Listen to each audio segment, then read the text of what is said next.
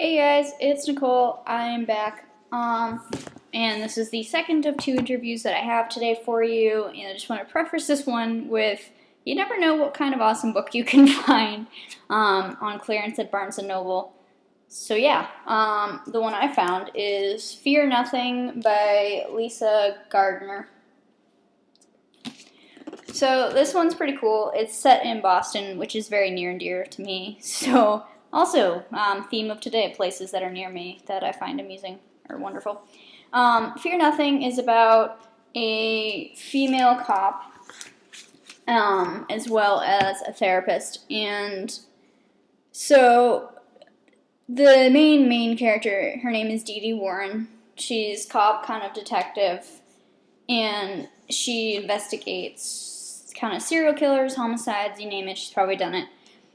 And the case they have right now is this case where the killer somehow gets into a female victim. It's always, you'll find out the pattern is a female victim, it seems, and he or she gets in without a fight, without a struggle, waits till the women are sleeping, and then kills them and does something weird after he kills them, or she kills them, and leaves behind the signature of a bottle of, I believe it's wine or champagne, with a rose, which is really weird, but serial killers have signatures. If you've ever watched Criminal Minds, etc., you've heard this.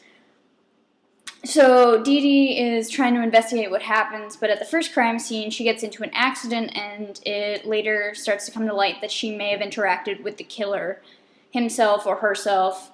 So that's crazy to think about. And so it spirals, and they're trying to think, who could this possibly be? And it's someone that could, easily blend in, doesn't call attention to themselves, has a reason to be there, and it takes you on this dark turn. And now, at the same time, it's not just from Dee Dee's perspective that we read this book, which is cool. I like, if you've read my videos, I like videos or books that flip perspectives back and forth. And so another perspective is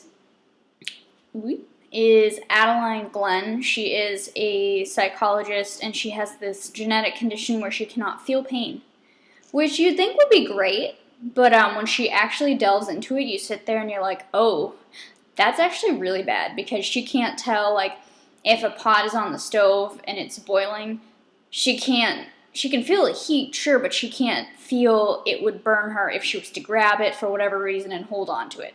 And she highlights that a lot of people with this condition end up dying, just out of infancy, or, they barely make it to, she's in her 30s, I believe, and that's miraculous, because people can't usually make it that long, because nobody knows how to take care of them and show them, like, this is wrong, you have to take your temperature, and she could get stabbed and she wouldn't really know that she was bleeding out or whatever, which is crazy to think of.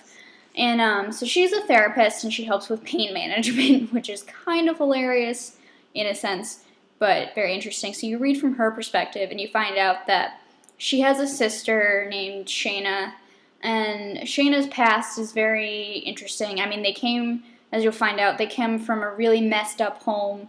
Her father is a famous serial killer who died, and just the stuff that kind of shaped the two girls into who they are today. It's very different. One is, on one extreme, and the other is on another extreme. And eventually, Dee Dee meets Dr. Adeline, mostly to deal with what happens at the accident. And over time, they form a bond, and their lives actually intertwine more than just the bond. Things come from her past, the therapist, and then they tie into the case, and it becomes who really did it. We flip back and forth. Is it a him? Is it a her? Well, this factor makes it a boy. This factor makes it a girl. And then it's really, really creepy, because we have a third perspective that we sometimes read, and you don't know who this perspective is, but they are involved with the case, and you kind of sit there and you're like, who is this? I also really liked the book because I couldn't tell who it was, and I had theories about who it was, and then Lisa Gardner throws you twists and turns, and you're like, so it's not that person. And then what I would do is I would be like, it's this person, and then I'd read another 2 chapters, and I'd be like, can't be that person. Another few chapters, no, but it is that person. And stuff like that just really keeps me hooked on the book, so I really loved it for that reason. I would definitely give it a 4. In the beginning, it was a little for me, but I think once things start to pick up, you really get into it, and it's a page turner, and you're like, what the heck? And like Winter People, you think you're about to find something, and you kind of hit a cliffhanger, and then it's like, oh, let's look at somebody else's perspective, and you shake in the book, and you're like, no, I need to know what happens. So overall, great book. If you have a chance to check it out, it was bargain priced at Barnes & Noble, but I'm sure you can find it other places. So Lisa Gardner, Fear Nothing, really cool book. Great for murder mysteries, serial killers. You like it, you probably are going to love this. So I will cut this off, and thank you as always for watching and putting up with my ridiculously long-awaited responses. So have a good day, guys. Bye.